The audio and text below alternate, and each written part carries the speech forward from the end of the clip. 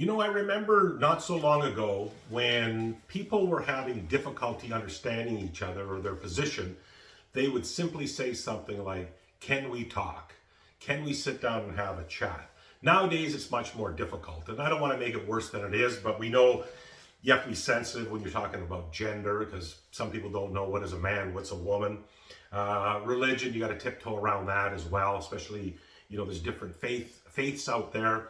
And especially with what's going on in Israel, you got to be careful with that. The other one is economics, politics. You certainly can't talk about Donald Trump. And it really comes back to ideology. What do you think? Why do you think that way? But right now in the world, we have a big issue with fear and anxiety. And that's why we have so many problems right now. People are scared to talk. People are scared to open up. But this is the time we need it the most.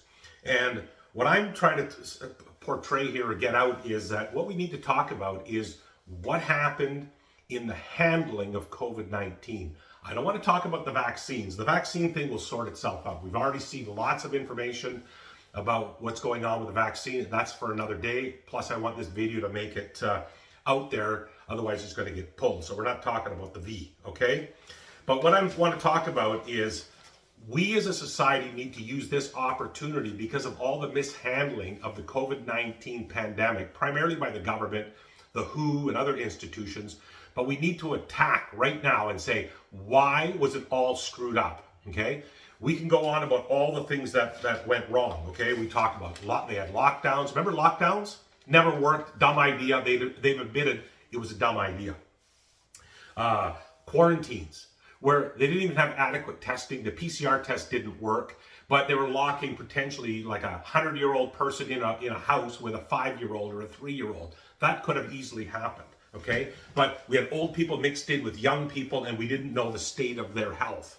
That's the worrisome part, okay? PCR tests, as I said, proven not to work. One day they're positive, the next day they're negative. Masks. I could do a whole show on masks. I don't have time for that. Masks never worked.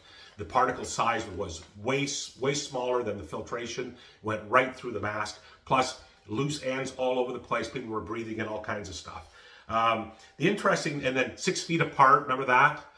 There's so many more. Then the big box stores, they got to stay open. You know why? Because they have a bunch of lawyers, and they would have challenged this whole COVID nonsense, and they would have won. And they would have exposed the government and the WHO and the CDC and all the other rest of these people that were involved in this, because they would have said, prove it to us, and they couldn't. They still can't prove it to us. Okay, what happened? But what happened to small business, right? A lot of small businesses went out of business. A lot of small businesses are still suffering today because of the repercussions of this COVID pandemic. So my point is in this video, what we need to do is strike while the iron is hot. Instead of avoiding and not talking about the COVID pandemic, okay? Not the vaccine, the COVID pandemic. We're doing ourselves a big disservice because what's going on is we're wasting time.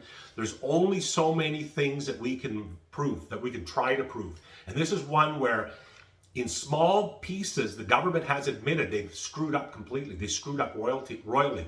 So what we need to do is push, have them give us a full report on all the things they screwed up. And once we all see it in front of us, all en masse, we all look at it and go, oh my God, like there's no way this could have happened because people were making mistakes. This guy made a little mistake and this guy made a little mistake. None of that will make any sense. Then the next part of the equation will be, once we get them to admit all of the things they did wrong, then we're going to ask why. And when we get to the why, you know what's going to happen? They won't be able to explain their way out of it. They'll be caught. They'll be trapped. Then our fear and anxiety will go down, okay? Instead of it being up here all the time, we're going to have answers to questions. Some people may not like the answers, but at least we're going to have answers. And when we have answers, then we can make a plan to move forward as a human race and as a society.